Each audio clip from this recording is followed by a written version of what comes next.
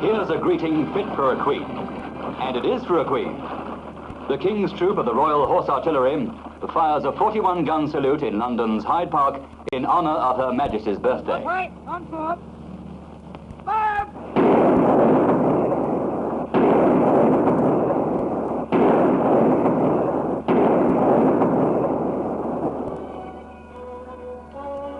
And here's a greeting from the Queen to a centenarian. Mrs. Minnie Wolfe, in the Eileen Goodenday Old People's Home in London, receives the traditional telegram on her 100th birthday.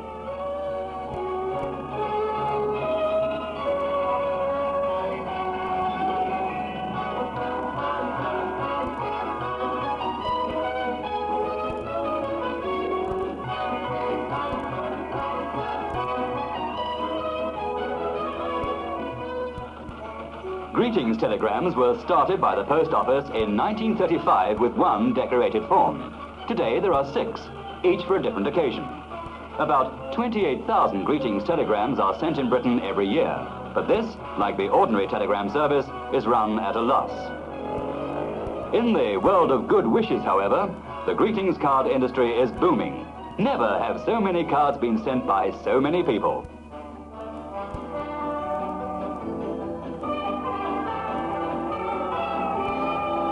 In the last 10 years, the industry's yearly turnover has risen to well over £50 million. There are even shops today which sell nothing but greetings cards. And if many cards sold in Britain have a transatlantic look, that's not surprising. The industry today is about a quarter American-owned, and about 3/4 of Britain's cards are designed in the United States. Like the trade itself, cards are getting bigger.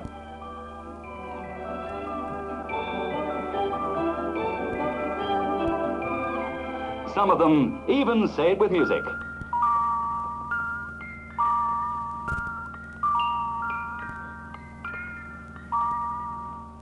Today there's a card for every event. You might say, from the cradle to the grave.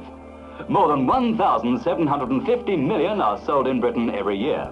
About 40% of them are Christmas cards. And here the National Gallery and some of the museums come into the picture with reproductions of works of art.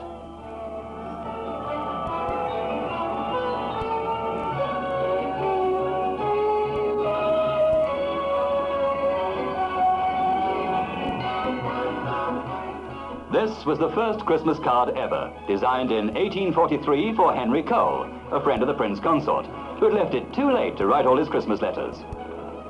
More than 650 million Christmas cards are sent in Britain every year, an increase of about 142 million in the last 10 years. They're an annual headache for the Post Office, which uses electronic machines like this to separate sealed from tucked-in letters at the rate of about 20,000 an hour.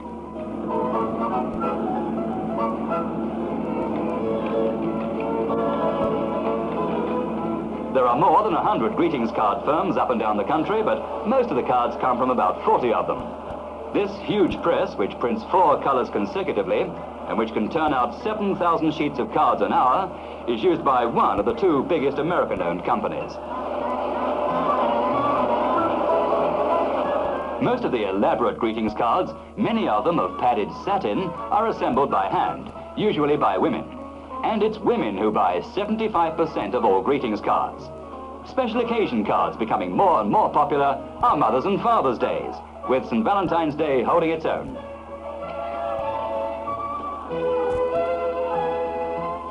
These are not the sort of cards which most people would buy by the dozen.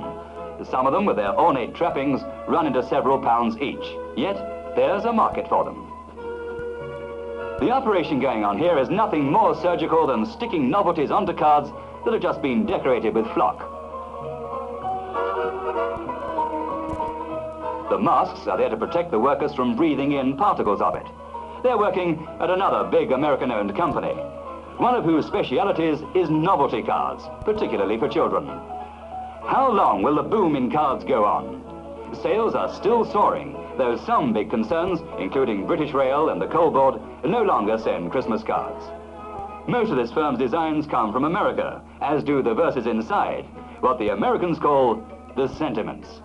There are 14,000 verses in these files, an appropriate verse, says the firm, for just every occasion.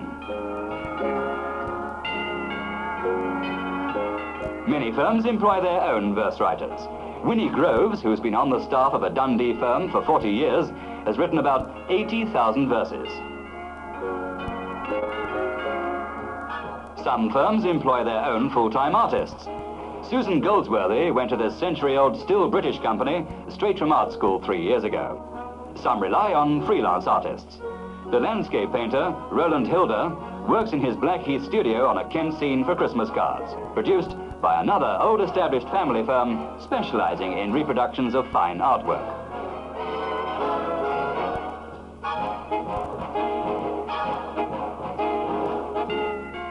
This firm has some highly advanced printing equipment.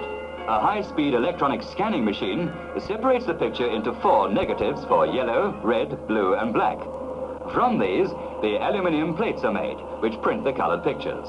Like others, this company is finding more and more foreign markets for its typically British cards. Export of cards from Britain to over 100 countries has risen from 1.25 to 5.5 million dozens in 20 years. By no means lost among the giants is what started as a one-man business producing cards of distinctive design, many of them the work of one artist. Today, it exports 25% of its cards throughout the world, the largest customer being the United States, the home of social expressions, as the Americans call the modern greetings card industry. And the odd thing for a country which goes heavily for sentiment is that they carry no sentimental verses, just a few words of greeting.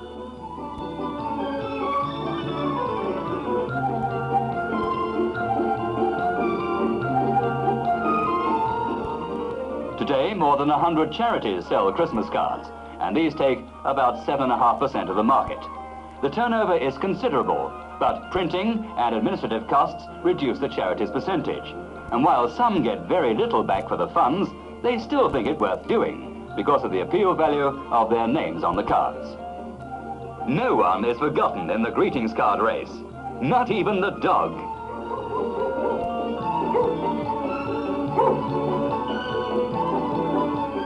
Doesn't your dog want to send a birthday card to that dog up the road? No? Well, he'd probably eat it too.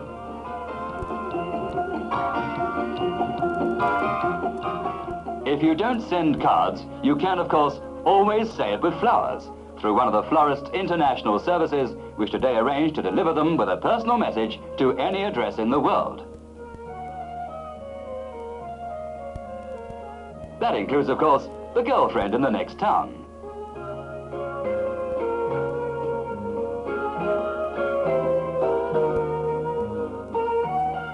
But better still, why not deliver your greetings yourself? At Hungerford, down in Berkshire, they still keep up the old Hocktide custom of the tutty men, who, with bouquets on long staves, dress up to greet the girls. It's got a lot to be said for it.